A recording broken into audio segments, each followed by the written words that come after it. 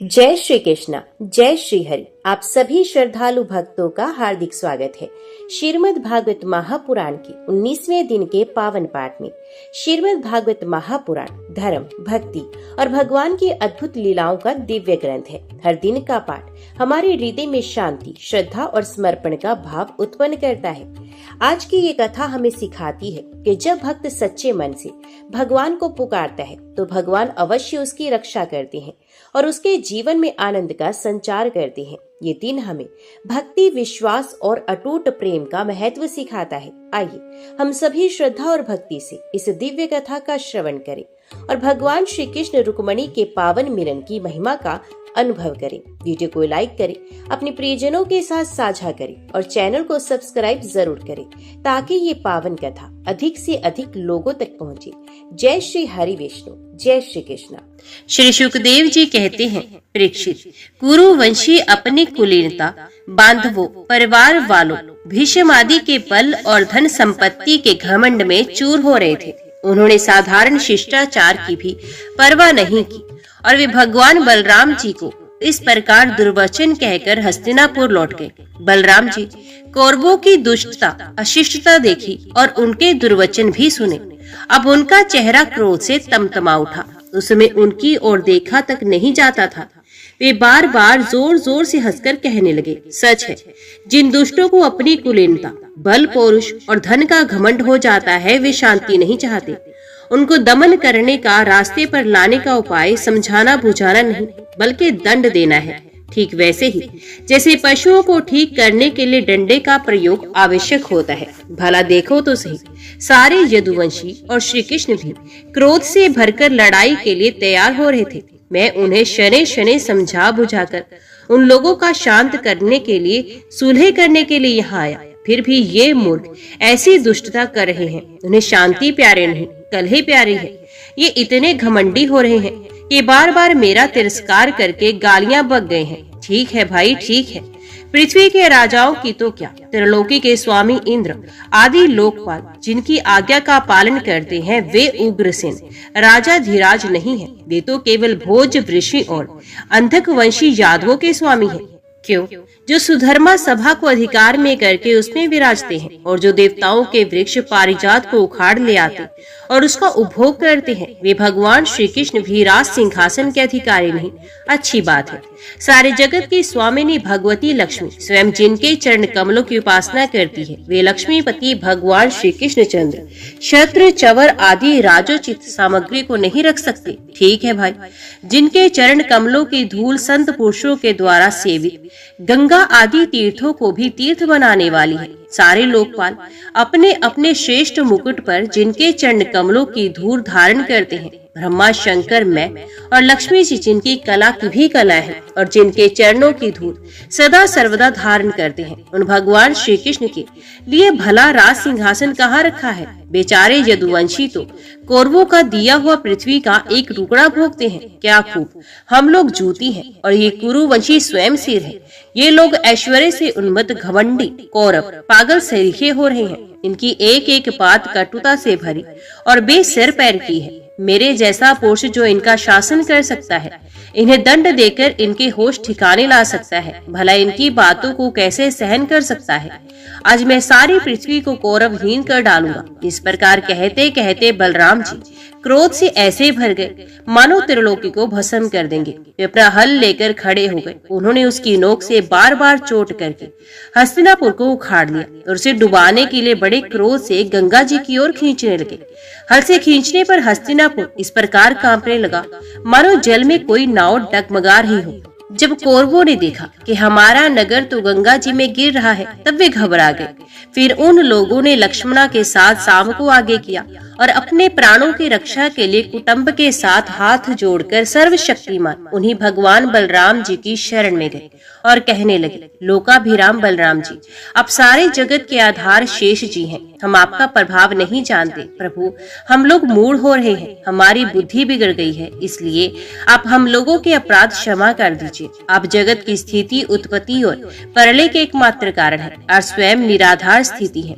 सर्वशक्तिमान प्रभु, बड़े बड़े ऋषि मुनि कहते हैं आप खिलाड़ी हैं और ये सबके सब लोग आपके खिलौने हैं। अनंत आपके सहस्त्र सहस्त्र सिर हैं और आप खेल खेल में ही इस भूमंडल को अपने सिर पर रख रहे हैं। जब प्रलय का समय आता है तब आप सारे जगत को अपने भीतर लीन कर लेते हैं और केवल आप ही बचे रहकर अद्वितीय रूप से सहायक करते हैं। भगवान, आप जगत की स्थिति और पालन के लिए विशुद्ध सत्व में शरीर ग्रहण किए हुए हैं। आपका ये क्रोध, द्वेष या मत्सर के कारण नहीं है, ये तो समस्त प्राणियों को शिक्षा देने के लिए है। समस्त शक्तियों को धारण करने वाले सर्व प्राणी स्वरूप अविनाशी भगवान, आपको हम नमस्कार करते हैं। समस्त विश्व के रचयिता देव, हम आपको बार बार नमस्कार करते हैं। हम आपकी शरण में हैं। आप कृपा करके हमारी रक्षा कीजिए। परीक्षित, कौरवों का नगर डगमगा रहा था और वे अत्यंत घबराहट में पड़े हुए थे। जब सबके सब कुरुवंशी इस प्रकार भगवान बलराम जी की शरण में आए और उनकी स्तुति प्रार्थना की, तब वे प्रसन्न हो गए और डरो मत ऐसा कहकर उन्हें अभेदान दिया। दुर्योधन अपनी पुत्री लक्ष्मणा से बड़ा प्रेम करता था। उसने दहेज में 60 वर्ष के 1200 हाथी, 10,000 घोड़े, सूर्य के समान चमकते हुए सोने के 6,000 रथ और सोने के हार पहनी हुई 1,000 दासियां दी। यदुवंश शिरोमणि भगवान बलराम जी ने ये सब दहेज स्वीकार किया और नवदंपति लक्ष्मणा तथा शाम के साथ कौरवों का अभिनंदन स्वीकार करके द्वारका की यात्रा की। अब बलराम जी द्वारकापुरी में पहुंचे और अपने प्रेमी तथा समाचार जानने के लिए उत्सुक बंधु बांधवों से मिले। उन्होंने यदुवंशियों की भरी सभा में अपना वे सारा चरित्र कह सुनाया जो हस्तिनापुर में उन्होंने कौरवों के साथ किया था।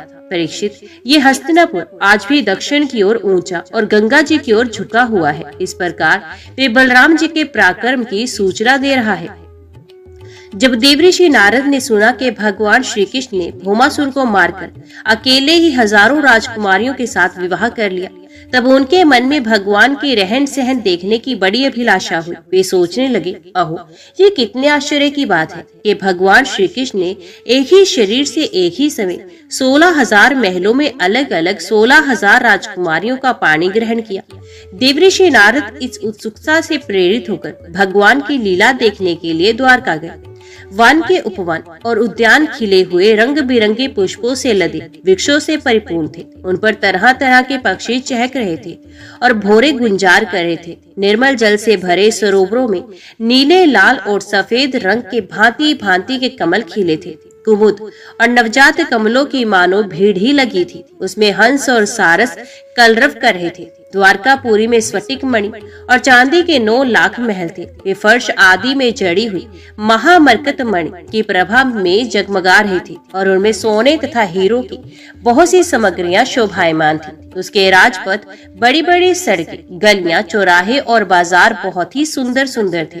घुड़साल आदि पशुओं के रहने के स्थान, सभा भवन और देव मंदिरों के कारण उसका सौंदर्य और भी चमक उठा था। उसकी सड़कों, चौक, गली और दरवाजों पर छिड़काव किया गया था।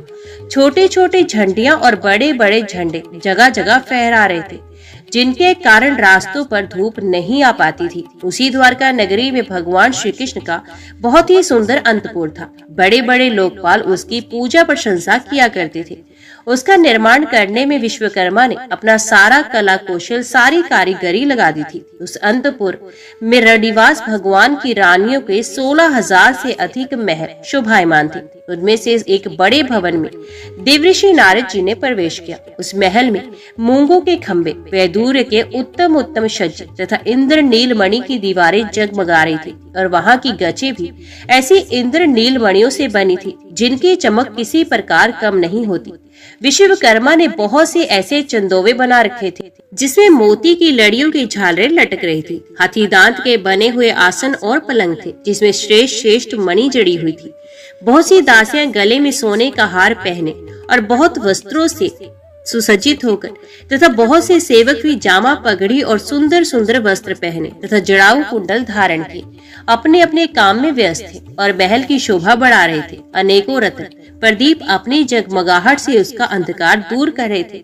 अगर की धूप देने के कारण झरोकों से धुआं निकल रहा था। उसे देखकर रंग बिरंगे मणिमय छज्जों पर बैठे हुए मोर बादलों के भ्रम में कूक कूक कर नाचने लगते थे। देवऋषि नारद जी ने देखा कि भगवान श्री कृष्ण उस महल की स्वामिनी रुक्मिणी जी के साथ बैठे हुए हैं और वे अपने हाथों से भगवान को सोने की डांडी वाले चवर से हवा कर रहे हैं। यद्यपि उस महल में रुक्मिणी जी के समान ही गुण, रूप, अवस्था और वेशभूषा वाली सहस्रों दासियां भी हर समय विद्यमान रहती थी। नारद जी को देखते ही समस्त धार्मिकों के मुकुटमणि भगवान श्री कृष्ण रुक्मिणी जी के पलंग से सहसा उठकर खड़े हुए। उन्होंने देवऋषि नारद के युगल चरणों में मुकुट युक्त सिर से प्रणाम किया और हाथ जोड़कर उन्हें अपने आसन पर बैठाया। परीक्षित, इसमें संदेह नहीं कि भगवान श्री कृष्ण चराचर जगत के परम गुरु हैं और उनके चरणों का धोवन गंगा जल सारे जगत को पवित्र करने वाला है। फिर भी वे परम भक्त वत्सल और संतों के परम आदर्श उनके स्वामी हैं। उनका एक असाधारण नाम ब्राह्मण देव भी है। वे ब्राह्मणों को ही अपना आराध्य देव मानते हैं। उनका ये नाम उनके गुण के अनुरूप एवं उचित ही है। तभी तो भगवान श्री कृष्ण ने स्वयं ही नारद जी के पांव पखारे, उनका चरण अमृत अपने सर पर धारण किया। नर शिरोमणि नर के सखा सर्वदर्शी पुराण पुरुष भगवान नारायण ने शास्त्रोक्त विधि से देवऋषि शिरोमणि भगवान नारद की पूजा की। इसके बाद अमृत से भी मीठे किंतु थोड़े शब्दों में उनका स्वागत सत्कार किया और फिर कहा, प्रभु अब तो स्वयं समग्र ज्ञान, वैराग्य, धर्म, यश, श्री और ऐश्वर्य से पूर्ण है। आपकी हम क्या सेवा करें? देवऋषि नारद ने कहा, भगवान आप समस्त लोगों के एकमात्र स्वामी हैं। आपके लिए ये कोई नई बात नहीं कि आप अपने भक्तजनों से प्रेम करते हैं और दुष्टों को दंड देते हैं। परम यशस्वी प्रभु, आपने जगत की स्थिति और रक्षा के द्वारा समस्त जीवों का कल्याण करने के लिए स्वेच्छा से अवतार ग्रहण किया। भगवान ये बात हम भलीभांति जानते हैं। ये बड़े सौभाग्य की बात है कि आज मुझे आपके चरण कमलों के दर्शन हुए। आपके चरण कमल संपूर्ण जनता को परम साम्य मोक्ष देने में समर्थ है, जिनके ज्ञान की कोई सीमा ही नहीं। वे ब्रह्मा, शंकर आदि सदा सर्वदा अपने हृदय में उनका चिंतन करते रहते हैं। वास्तव में वे श्री चरण ही संसार रूप कुएं में गिरे हुए लोगों को बाहर निकलने के लिए अवलंबन है। आप ऐसी कृपा कीजिए कि आपके उन चरण कमलों की स्मृति सर्वदा बनी रहे और मैं चाहे जहाँ भी रहूं उसके ध्यान में तन्मय रहूं। इसके बाद देवऋषि नारद जी योगेश्वरों के भी ईश्वर भगवान श्री कृष्ण की योग माया का रहस्य जानने के लिए उनकी दूसरी पत्नी के महल में गए। वहाँ उन्होंने देखा कि भगवान श्री कृष्ण अपनी प्राण प्रिया और उद्धव जी के साथ चौसर खेल रहे हैं। वहाँ भी भगवान ने खड़े होकर उनका स्वागत किया, आसन पर बैठाया और विविध सामग्रियों द्वारा बड़ी भक्ति से उनकी पूजा अर्चना की। इसके बाद भगवान ने नारद जी से अनजान की तरह पूछा, आप यहाँ कब पधारे? आप तो परिपूर्ण आत्माराम आपत काम है और हम लोग हैं अपूर्ण। ऐसी अवस्था में भला हम आपकी क्या सेवा कर सकते हैं? फिर भी ब्रह्म स्वरूप नारद जी, आप कुछ न कुछ आज्ञा अवश्य कीजिए और हमें सेवा का अवसर देकर हमारा जन्म सफल कीजिए। नारद जी ये सब देख सुनकर चकित और विस्मित हो रहे थे। वे वहाँ से उठकर चुपचाप दूसरे महल में गए। उस महल में देवऋषि नारद ने देखा कि भगवान श्री कृष्ण अपने नन्हे नन्हे बच्चों को दुला रहे हैं। वहाँ से फिर दूसरे महल में गए तो क्या देखते हैं कि भगवान श्री कृष्ण स्नान की तैयारी कर रहे हैं। इसी प्रकार देवऋषि नारद ने विभिन्न महलों में भगवान को भिन्न भिन्न कार्य करते हुए देखा। कहीं वे यज्ञ कुंडों में हवन कर रहे थे और कहीं पंच महायज्ञों से देवता आदि की आराधना कर रहे थे, कहीं ब्राह्मणों को भोजन करा रहे थे तो कहीं यज्ञ का विशेष स्वयं भोजन कर रहे थे, कहीं संध्या कर रहे थे तो कहीं मौन होकर गायत्री का जप कर रहे थे, कहीं हाथों में ढाल तलवार लेकर उनको चलाने के पैतरे बदल रहे थे, कहीं घोड़े, हाथी अथवा रथ पर सवार होकर श्री कृष्ण विचरण कर रहे थे, कहीं पलंग पर सो रहे थे तो कहीं वंदीजन उनकी स्तुति कर रहे थे। किसी महल में उद्धव आदि मंत्रियों के साथ किसी गंभीर विषय पर परामर्श कर रहे थे तो कहीं उत्तम वीरांगनाओं से घिरकर जल क्रीड़ा कर रहे थे तो कहीं श्रेष्ठ ब्राह्मणों को वस्त्र आभूषण से सुसज्जित गौओं का दान कर रहे थे तो कहीं मंगल में इतिहास पुराणों का श्रवण कर रहे थे, कहीं किसी पत्नी के महल में अपनी प्राण प्रिया के साथ हास्य विनोद की बातें करके हंस रहे थे तो कहीं धर्म का सेवन कर रहे थे, कहीं अर्थ का सेवन कर रहे थे, धन संग्रह और धन वृद्धि के कार्य में लगे थे तो कहीं धर्म अनुकूल गृहसोचित विषयों का उपभोग कर रहे थे, कहीं एकांत में बैठकर प्रकृति से अतीत पुराण कोश का ध्यान कर रहे थे तो कहीं गुरुजनों को इच्छित भोग सामग्री अर्पित करके उनकी सेवा कर रहे थे। देवऋषि नारद ने देखा कि भगवान श्री कृष्ण किसी के साथ युद्ध की बात कर रहे हैं तो किसी के साथ संधि की। कहीं भगवान बलराम जी के साथ बैठकर सत्पुरुषों के कल्याण के बारे में विचार कर रहे हैं तो कहीं उचित समय पर पुत्र और कन्याओं का उनके सदृश पत्नी और वरों के साथ बड़ी धूमधाम से विधिवत विवाह कर रहे हैं। कहीं घर से कन्याओं को विदा कर रहे हैं तो कहीं बुलाने की तैयारी में लगे हैं। योग योगेश्वर भगवान श्री कृष्ण के इन विराट उत्सवों को देखकर सभी लोग विस्मित चकित हो जाते थे। कहीं बड़े बड़े यज्ञों के द्वारा समस्त देवताओं का यजन पूजन और कहीं कुएं बगीचे तथा मठ आदि बनवाकर इष्टापूर्त धर्म का आचरण कर रहे हैं। कहीं श्रेष्ठ यादवों से घिरे हुए सिंधु देशीय घोड़े पर चढ़कर मृग्या कर रहे हैं। इस प्रकार यज्ञ के लिए मेधे पशुओं का संग्रह कर रहे हैं और कहीं प्रजा में तथा अंतपुर के महलों में वेश बदलकर छिपे रूप से सबका अभिप्राय जानने के लिए विचरण कर रहे हैं। क्यों न हो वे स्वयं भगवान योगेश्वर हैं। इस प्रकार मनुष्य जैसी लीला करते हुए ऋषिकेश भगवान श्री कृष्ण की योगमाया का वैभव देखकर देवऋषि नारद जी मुस्कुराते हुए उनसे कहने लगे, योगेश्वर आत्मदेव, आपकी योगमाया ब्रह्मा जी आदि बड़े बड़े मायावियों के लिए भी अगम्य है, परंतु हम आपकी योगमाया का रहस्य जानते हैं, क्योंकि आपके चरण कमलों की सेवा करने से वे स्वयं ही हमारे सामने प्रकट हो गई है। देवताओं के भी आराध्य देव भगवान 14 भुवन आपके सुयश से परिपूर्ण है। अब मुझे आज्ञा दीजिए कि मैं आपकी त्रिभुवन पावनी लीला का गान करता हुआ उन लोकों में विचरण करूं। भगवान श्री कृष्ण ने कहा, देवऋषि नारद जी, मैं ही धर्म का उपदेशक, पालन करने वाला और उसका अनुष्ठान करने वालों का अनुमोदन करता भी हूँ। इसलिए संसार को धर्म की शिक्षा देने के उद्देश्य से ही मैं इस प्रकार धर्म आचरण करता हूँ। मेरे प्यारे पुत्र, तुम मेरी ये योग माया देखकर मोहित मत होना। इस प्रकार भगवान श्री कृष्ण गृहस्थों को पवित्र करने वाले श्रेष्ठ धर्मों का आचरण करे थे। यद्यपि वे एक ही हैं, फिर भी देवऋषि नारद जी ने उनको उनकी प्रत्येक पत्नी के महल में अलग अलग देखा। भगवान श्री कृष्ण की शक्ति अनंत है, उनकी योग माया परम ऐश्वर्य बार बार देखकर देवऋषि नारद के विस्मय और कौतूहल की सीमा न रही। द्वारका में भगवान श्री कृष्ण गृहस्थ की भांति ऐसा आचरण करते थे मानो धर्म, अर्थ और काम रूप पुरुषार्थों में उनकी बड़ी श्रद्धा हो। उन्होंने देवऋषि नारद का बहुत सम्मान किया। वे अत्यंत प्रसन्न होकर भगवान का स्मरण करते हुए वहां से चले गए। राजन, भगवान नारायण सारे जगत के कल्याण के लिए अपनी अचिंत्य महाशक्ति योग माया को स्वीकार करते हैं और इस प्रकार मनुष्यों की सी लीला करते हैं। द्वारकापुरी में 16,000 से भी अधिक पत्नियां अपनी सलज एवं प्रेम भरी चितवन तथा मंद मंद मुस्कान से उनकी सेवा करती थी और वे उनके साथ विहार करते थे। भगवान श्री कृष्ण ने जो लीलाएं की हैं, उन्हें दूसरा कोई नहीं कर सकता। वे विश्व की उत्पत्ति, स्थिति और प्रलय के परम कारण हैं। जो उनकी लीलाओं का गान श्रवण करने वालों का अनुमोदन करते हैं, उसे मोक्ष के मार्ग स्वरूप भगवान श्री कृष्ण के चरणों में परम प्रेमी भक्ति प्राप्त हो जाती है। जब सवेरे होने लगता, मुर्गे बोलने लगते, तभी श्री कृष्ण पत्नियां जिनके कंठ में श्री कृष्ण ने अपनी भुजा डाल रखी है, उनकी विषोह की आशंका से व्याकुल हो जाती और उन मुर्गों को कोसने लगती। उस समय पारिजात की सुगंध से सुवासित भीनी भीनी वायु बहने लगती। भोरे ताल स्वर से अपने संगीत की तान छेड़ देते। पक्षियों की नींद उचट जाती और वे वंदी जनों की भांति भगवान श्री कृष्ण को जगाने के लिए मधुर स्वर से कलरव करने लगती। रुक्मणी जी अपने प्रियतम के भुजपाश में बंधी रहने पर भी आलिंगन छूट जाने की आशंका से अत्यंत सुहावने और पवित्र ब्रह्ममुहूर्त को भी असहनीय समझने लगती थी। भगवान श्री कृष्ण प्रतिदिन ब्रह्ममुहूर्त में ही उठ जाते और हाथ मुंह धोकर अपने मायातीत आत्म स्वरूप का ध्यान करने लगते। उस समय उनका रोम रोम आनंद से खिल उठता था। भगवान का वे आत्म स्वरूप सजातीय, विजातीय और स्वगत भेद से रहित एक अखंड है, क्योंकि उसमें किसी प्रकार की उपाधि या उपाधि के कारण होने वाला अन्य वस्तु का अस्तित्व नहीं है। और यही कारण है कि वे अविनाशी सत्य हैं। जैसे चंद्रमा, सूर्य आदि नेत्र इंद्रिय के द्वारा और नेत्र इंद्रिय चंद्रमा सूर्य आदि के द्वारा प्रकाशित नहीं, स्वयं प्रकाश है।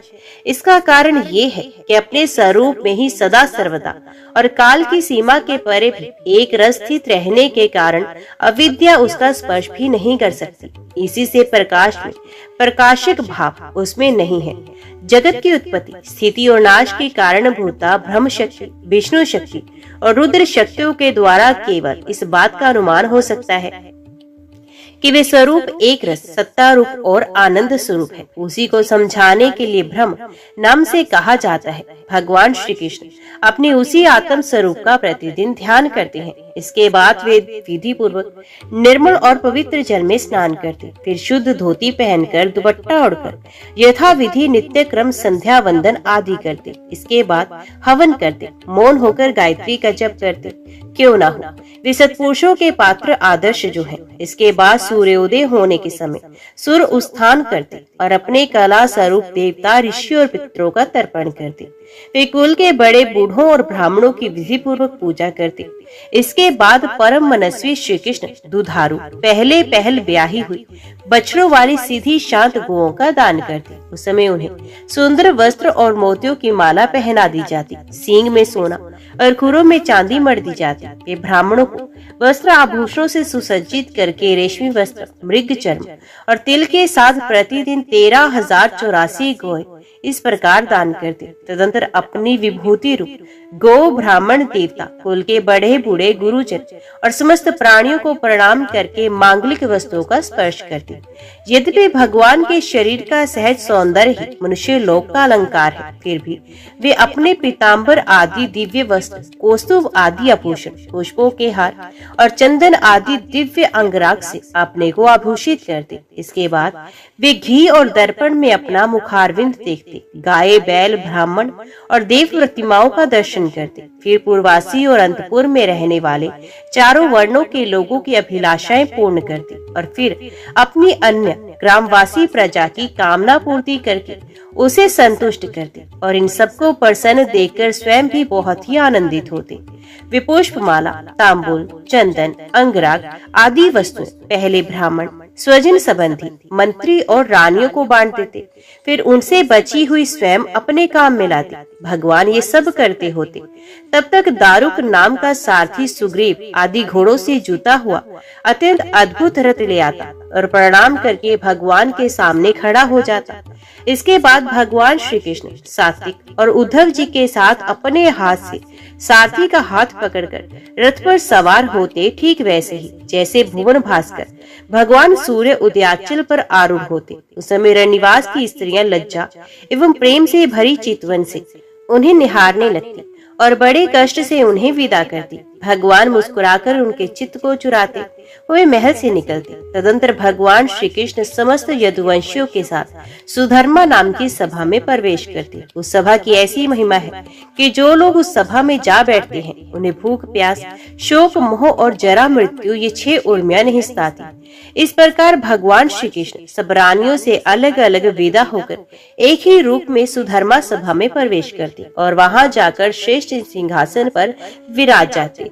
उनकी अंग कांति से दिशाएं प्रकाशित होती रहती। उस समय यदुवंशी वीरों के बीच में यदुवंश शिरोमणि भगवान श्री कृष्ण की ऐसी शोभा होती जैसे आकाश में तारों से घिरे हुए चंद्रदेव शोभायमान होते हैं।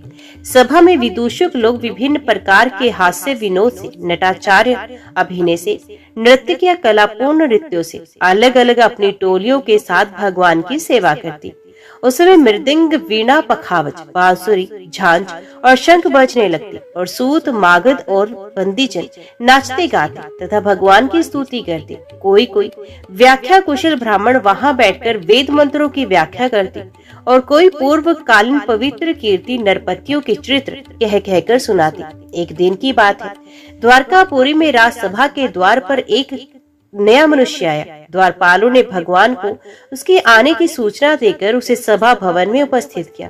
उस मनुष्य ने परमेश्वर भगवान श्री कृष्ण को हाथ जोड़कर नमस्कार किया और उन राजाओं को जिन्होंने जरासंध के दिग्विजय के समय उसके सामने सर नहीं झुकाया था और बलपूर्वक कैद कर लिए गए थे, जिनकी संख्या 20,000 थी, जरासंध के बंदी बनने का दुख श्री कृष्ण के सामने भी निवेदन किया। सच्चिदानंद स्वरूप श्री कृष्ण, आप मन और वाणी के गोचर हैं। जो आपकी शरण में आता है उसके सारे भय आप नष्ट कर देते हैं। प्रभु, हमारी भेद बुद्धि मिटी नहीं है।